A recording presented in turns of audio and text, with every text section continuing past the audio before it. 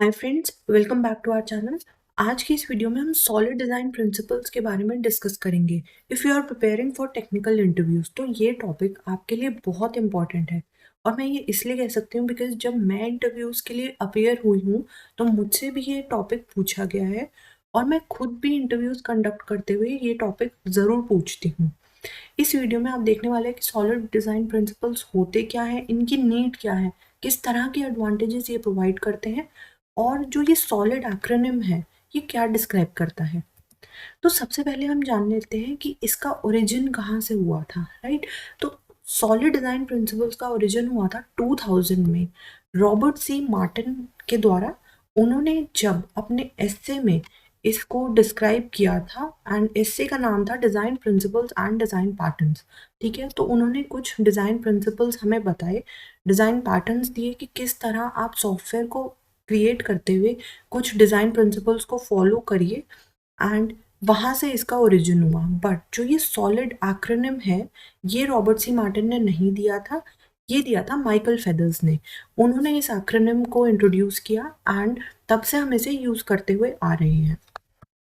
लेकिन अगर अब मैं ये जानना चाहूँ कि इसकी ज़रूरत क्या है, मुझे सॉलिड प्रिंसिपल्स की नीड ही क्या है। अगर मैंने कोई लैंग्वेज सीख ली है तो मैं डायरेक्टली कोडिंग स्टार्ट करके अपना सॉफ्टवेयर बना सकती हूँ, राइट। तो ऐसी क्या ज़रूरत पड़ेगी मुझे कि मैं सॉलिड प्रिंसिपल्स को सीखूँ या इनको इम्प्लीमेंट करूँ। मान लीजिए मैंने बस एक कोई भी लैंग्वेज सीख ली है एप्लीकेशन डेवलपमेंट स्टार्ट करने के लिए, राइट। और मैंने क्लाइंट से रिक्वायरमेंट ली, एप्लीकेशन पे काम करना शुरू कर दिया है। कुछ टाइम बाद क्लाइंट ने कहा कि एनालिसिस के लिए उन्हें रिपोर्ट्स भी ऐड करनी है एप्लीकेशन में। अब मैं देखती हूँ कि ओवर द टाइम जब भी कोई ऐसी न्यू रिक्वायरमेंट्स आ रही हैं तो मुझे काफ़ी चेंजेस करने पड़ रहे हैं। एप्लीकेशन टेस्टिंग भी काफ़ी एफर्ट ले रही है बिकॉज मेरे चेंजेस की वजह से बहुत सारी फंक्शनैलिटीज़ जो एग्जिस्टिंग फंक्शनैलिटीज़ थी वो भी रीटेस्ट करनी पड़ती हैं। तो ऐसे में हम रिक्वायरमेंट्स को तो फॉल्ट नहीं दे सकते बिकॉज वो न्यू रिक्वायरमेंट्स आना इनएविटेबल है। कोई भी एप्लीकेशन अगर आपने बनाई है तो क्लाइंट की रिक्वायरमेंट्स चेंज होंगी ही। अगर कोई आप प्रोडक्ट भी क्रिएट करते हैं तो कस्टमर उसमें कुछ ना कुछ न्यू फीचर्स मांगेगा। तो रिक्वायरमेंट्स आना इज़ इनएविटेबल। हमें अपने सॉफ्टवेयर को डिज़ाइन करते हुए ही ये ध्यान देना है कि जब भी कोई ऐसी न्यू रिक्वायरमेंट्स या चेंजेस आए तो एप्लीकेशन ईजिली एक्सटेंसिबल हो। मतलब हम उसको ईजिली एक्सपैंड भी कर सकते हैं, उसमें कोई चेंजेस भी कर सकते हैं एग्जिस्टिंग फंक्शनैलिटी में। इसके लिए ही हम सॉलिड डिज़ाइन प्रिंसिपल्स का यूज़ करते हैं। तो न्यू रिक्वायरमेंट्स को ध्यान में रखना तो बहुत इंपॉर्टेंट बात है। बट साथ में जब कोई हम सॉफ्टवेयर बनाते हैं तो उसके फेलियर्स के भी कुछ रीजंस होते हैं एंड इसी के लिए हमें डिज़ाइन प्रिंसिपल्स को यूज़ करना चाहिए। तो पहला रीज़न हो सकता है putting lot of functionalities on a class. मतलब मैंने एक ही क्लास को बहुत सारी फंक्शनैलिटीज़ दे दी हैं। जैसे अगर कोई प्रिंटर है, राइट। अब मैंने उसे प्रिंट की फंक्शनैलिटी तो दी है बट मैंने साथ में उसको सेंड ईमेल की भी फंक्शनैलिटी दे दी है। उस फंक्शनैलिटी का उस प्रिंटर से कोई लेना देना नहीं है, राइट। तो प्रिंटर क्लास सेंड ईमेल का फंक्शन क्यों करे। इस तरह की अगर मैं फंक्शनैलिटीज़ एक ही क्लास पर डालने लग जाऊँ तो इसको ही कहते हैं कि लॉट ऑफ फंक्शनैलिटीज़ मैंने एक ही क्लास को दे दी है, इस वजह से सॉफ्टवेयर में फेलियर हो सकता है। दूसरा हो सकता है टाइट कपलिंग। टाइट कपलिंग का मतलब ये है कि अगर मैंने अपनी क्लासेस को बहुत ही ज़्यादा इंटरडिपेंडेंट बनाया है, उनके अंदर डिपेंडेंसी बहुत ज़्यादा है, अगर मैं एक क्लास में कोई भी चेंजेस करूँगी तो क्या होगा, दूसरी क्लास पे वो अफेक्ट पड़ेगा बिकॉज मुझे उसको भी टेस्ट करना पड़ेगा। हो सकता है उसमें भी उस क्लास की वजह से चेंजेस करने पड़ जाएं। इन कुछ रीजंस की वजह से एप्लीकेशंस फेल होती हैं और इसको अवॉइड करने के लिए हमें सॉलिड डिज़ाइन प्रिंसिपल्स का यूज़ करना चाहिए।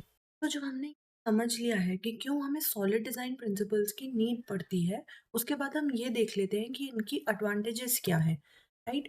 सबसे पहले आता है मेंटेनेबिलिटी।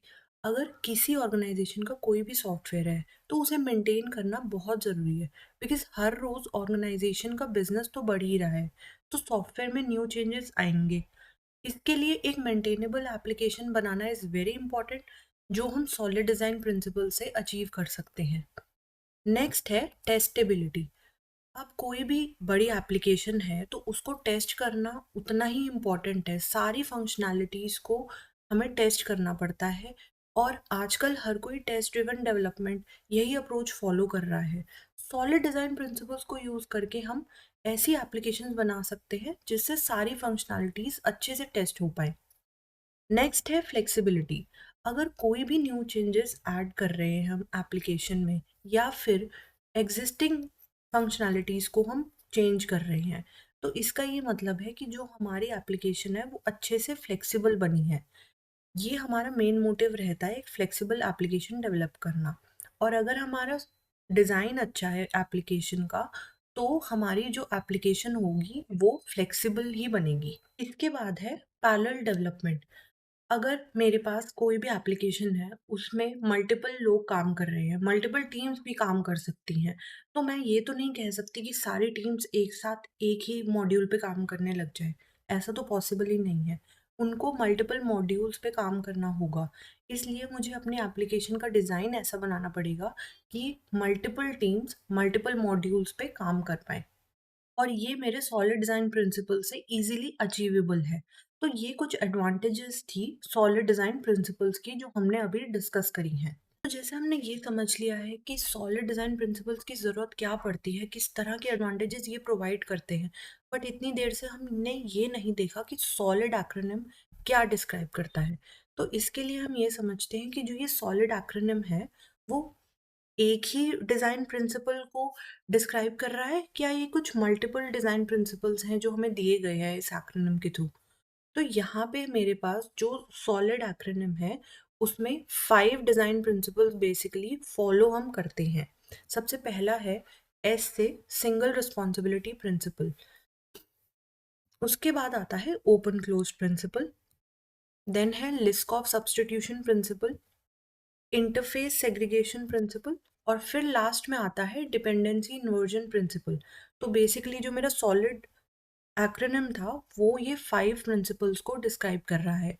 अब मैं अपनी नेक्स्ट वीडियो में सबसे पहले जो है मेरा सिंगल रिस्पॉन्सिबिलिटी प्रिंसिपल, इसको विद एग्जांपल एक्सप्लेन करने वाली हूँ। तो मिलते हैं अपनी अगली वीडियो में सिंगल रिस्पॉन्सिबिलिटी प्रिंसिपल के साथ। तब तक के लिए थैंक यू।